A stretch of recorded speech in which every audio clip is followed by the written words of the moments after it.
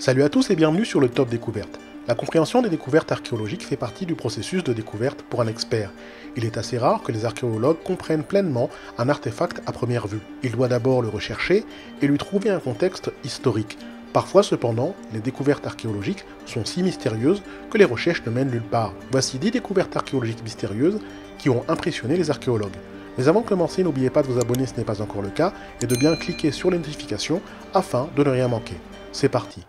Numéro 10, les monticules de Cahokia. Des siècles avant que les Européens ne mettent le pied en Amérique du Nord, une ville de 20 000 habitants s'étendait sur les plaines inondables du Mississippi, près de l'actuel Saint-Louis.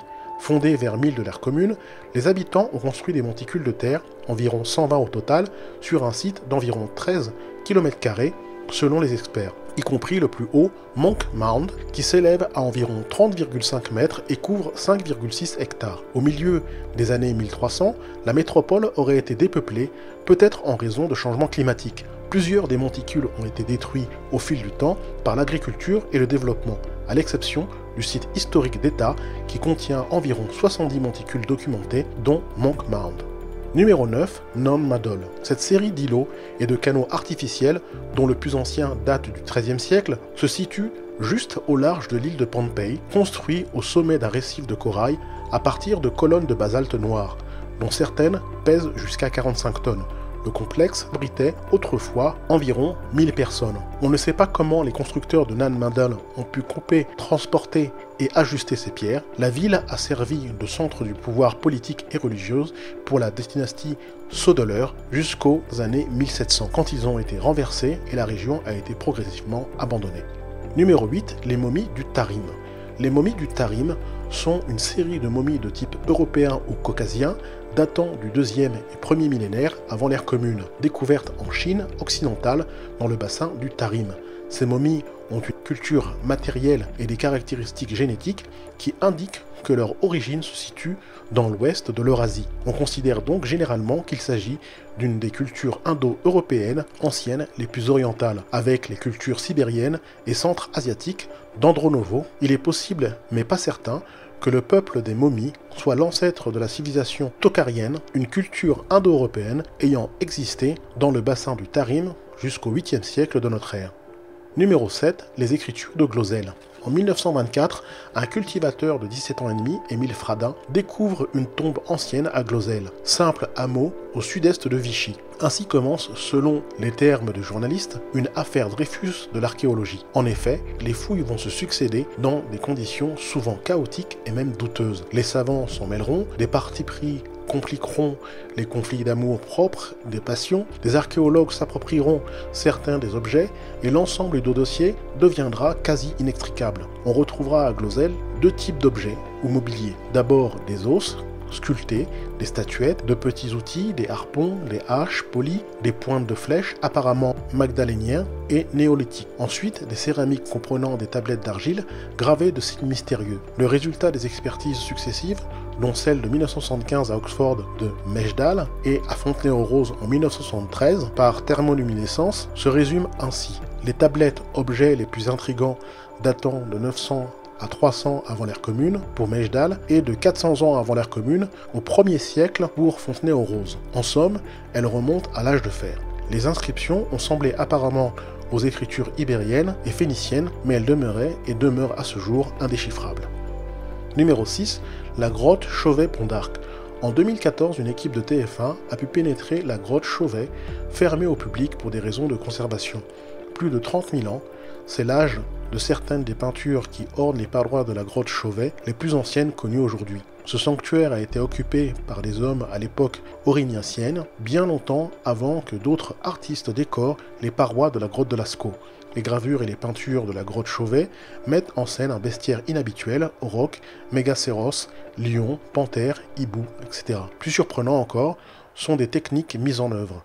L'utilisation du relief naturel et de l'estompe donne un volume saisissant et la recherche des perspectives, plusieurs lignes de dos ou de cornes se superposent, créant un effet de mouvement. La découverte de ce site paléolithique ébranle donc sérieusement les hypothèses sur la naissance et l'évolution de l'art. Numéro 5, le chaudron de Gundestrup. La façon dont ce chaudron finement décoré d'or et d'argent typique du savoir-faire thrace a abouti dans un marais danois de Gunderstrup restera à jamais un mystère. Bien qu'il ne soit pas d'origine celte, certaines des scènes qu'il décrit rappellent étroitement ceux que nous connaissons des Celtes à travers l'archéologie et l'histoire, même si d'autres éléments décoratifs forment un mélange surprenant de thèmes orientaux, thraces et des steppes. On y voit des guerriers portant des armures qui ressemblent à celles retrouvées dans des sépultures celtes ou parmi des offrandes votives, comprenant des casques à panache et de longs boucliers en métal repoussé de forme vaguement rectangulaire. 3 guerriers jouent du carnix, la trompe de guerre celte aux accents cuivrés qui ranimait l'ardeur des guerriers et semait la terreur chez leurs ennemis. On y voit également un homme maintenu la tête en bas qu'on est probablement en train de jeter dans une fosse rituelle. Numéro 4, Silbury Hill. Situé au sud d'Avebury, Silbury Hill est une colline artificielle au sommet aplati, haute de 40 mètres. On ignore quelle fut la fonction originelle de ce site aménagé il y a plusieurs milliers d'années. Selon diverses théories, il s'agirait d'un observatoire du soleil ou d'une sculpture dédiée à la déesse de la Terre.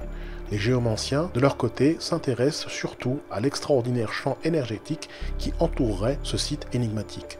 Numéro 3, Ollantaytambo.